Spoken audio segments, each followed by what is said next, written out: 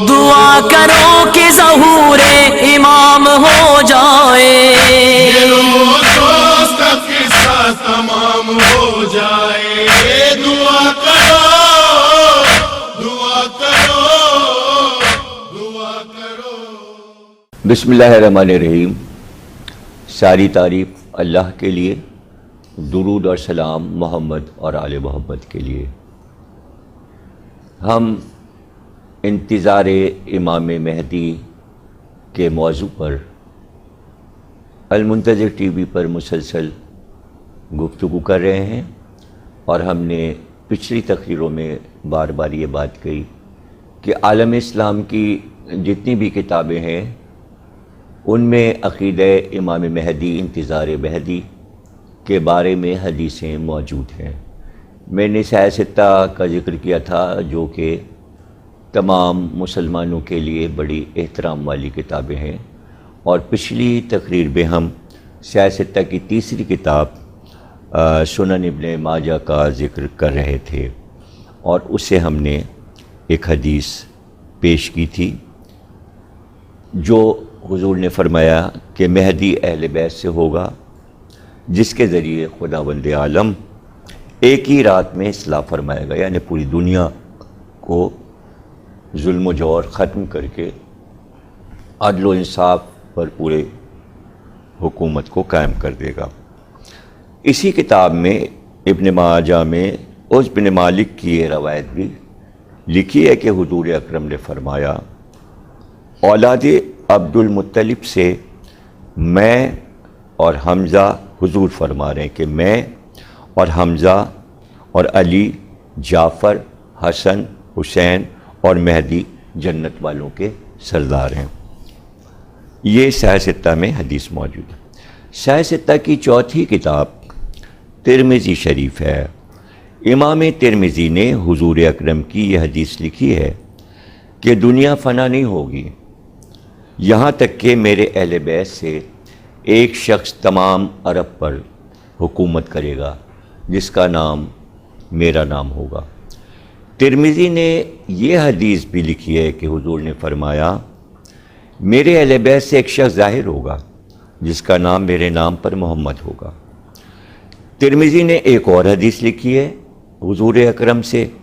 کہ میری امت سے مہدی ظہور کرے گا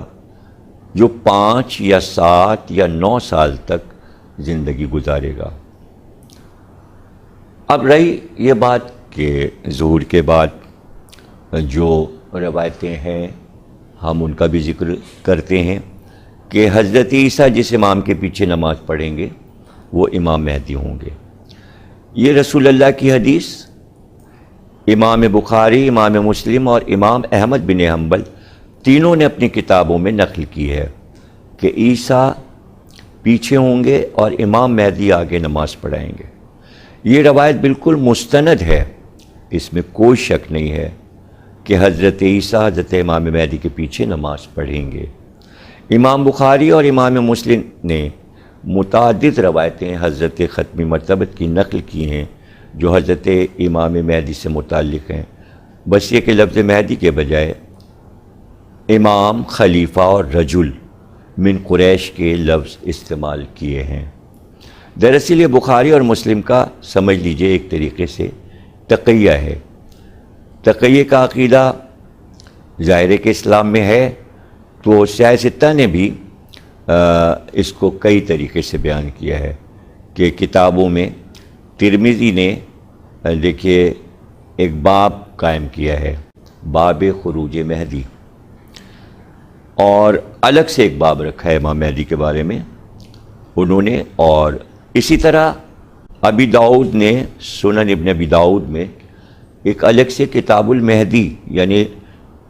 مہدی کے تذکرے کی کتاب قرار دی ہے، اور ابن ماجہ نے بھی الگ ایک چیپٹر سمجھیے باب رکھا ہے خروج مہدی کے لیے، یعنی مستقل ایک باب قائم کیا ہے، جو اس بات کی دلیل ہے کہ عقیدہ مہدی تمام ان حضرات کے نزدیک بہت ہی مستند ہے، اور اہل سنت کے جلیل القدر محدثین اپنی کتابوں میں اس موضوع کے لیے ابواب قائم کرتے ہیں۔ اب رہ گئے کہ تاریخ داں کو لے لیجئے آپ، تو ابن خلدون نے امام مہدی کے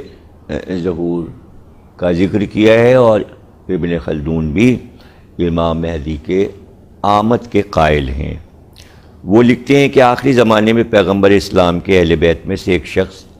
اٹھے گا اور عدل و انصاف قائم کرے گا۔ حضرت مہدی کے عقیدے پر اہل بیت رسول اور ائمہ طاہرین اپنے اپنے عہد میں اس موضوع پر گفتگو کرتے رہے ہیں۔